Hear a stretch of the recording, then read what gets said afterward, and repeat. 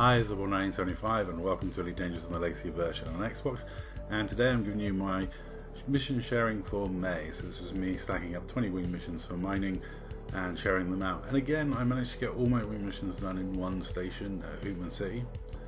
This was very much thanks to Andor, which, if you haven't seen it yet, is possibly the best Star Wars series they've ever made, and probably some of the best Star Wars they've ever made. Absolute peak, really enjoyed it, loved it. And what it was great for was, while I was watching that, every 15 minutes I could log in and pick up the minor missions I wanted for the mission board, log out, watch 15 minutes, go back, log in, grab the missions, log out. That's, Elite Dangerous has a lot of activities that are quite easy to do alongside other things. Like, for example, I quite often watch TV while I'm mining, I watch movies while I'm mining. Nothing makes a Netflix action movie more entertaining than mining while you're doing it. Because at least when the movie lets you down, you might find a rock with a decent amount of bromulite in it. But yeah, these are all mining missions that I mostly get the materials for. There's a couple in here, the 50mm ones where I buy the materials. There's a nearby system that's one jump away that sells everything you could want to complete the missions. But on the whole, it's mostly bromulite missions I do. I do the odd Paradisian ones and Sumerian ones and Osmium ones, but they're rarer, and I don't go metallic mining all that often.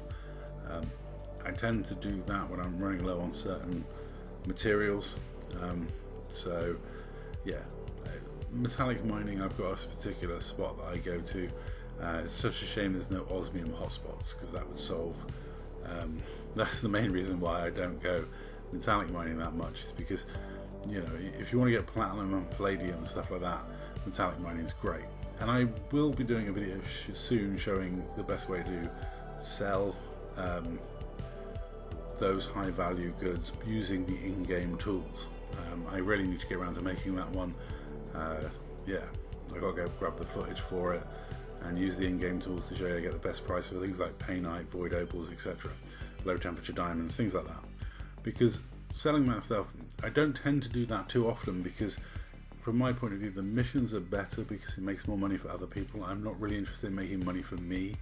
I have billions. There's nothing coming to Xbox that I'm ever going to spend these billions on. So I prefer doing the wing mining missions because it means I can share wealth with 3 other people and help them. And also, it's just a byproduct of me playing. I like mining. You say, when I do stuff like watch movies and watch TV, I tend to have a controller in my hands doing mining on my Xbox while I'm watching TV on my PC with a headset on, while the other half's deep asleep in bed. This comes from working a lot of night shifts and weird shift patterns, so it helps me entertain myself in the wee small hours of the morning. And yeah, mining is just one of those activities in Elite Dangerous. Laser mining is just so easy to do while doing other things, and it means I can share a lot of these missions, which are great for things like biotech conductors, decent amounts of credits and stuff like that. You just have to be slightly careful you're handing in the right mission. Sometimes it can be easy to hand in the wrong mission and then fail and not share the right one. So it's handy if someone you're sharing with reads out what the rewards are, just to make sure they match, because you do so many missions with the same amount of tonnage and similar rewards. It's very, very easy to slip up and accidentally complete the wrong mission off. Here I managed to get through it perfectly, and I actually managed to get 2 bonus missions afterwards, so I was able to share 22 wing missions with the 3 people I'm winged with, which came in handy for Alara, because I think he had to pay a few rebuys after we did this mission sharing. But as to the anacondas that come after you while you're doing this, I can deal with them with my Type 9. It's much easier in a combat ship, but yeah, my Type 9 has 1,000 shields, and these anacondas they're not all that. Obviously I'm quite happy to accept the help from the police when I'm doing this, because yeah, I'm in a Type 9 trade ship, and as you can see, I've only got 1,000 shields, and the police response time in systems like Eternatus is not the quickest.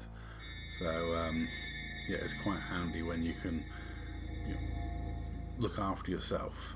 But certainly I can take one of them on, and I usually park my carrier right next to the station, so only one can get me each trip.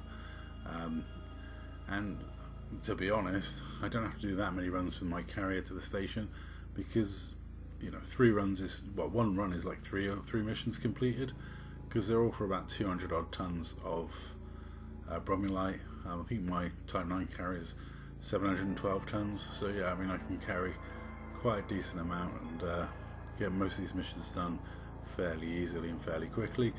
And like I say, as long as the time pit is waiting for the missions to spawn to stack them up to get you 20, and that's the bit that takes the time. The rest of it is fine.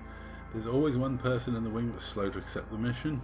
You kind of have to accept that, and sometimes we get newbies in the wing who don't even know how to share wing missions, so we have to talk them through it. And sometimes we get people that have language barriers, because I've said I'll share these missions with anyone.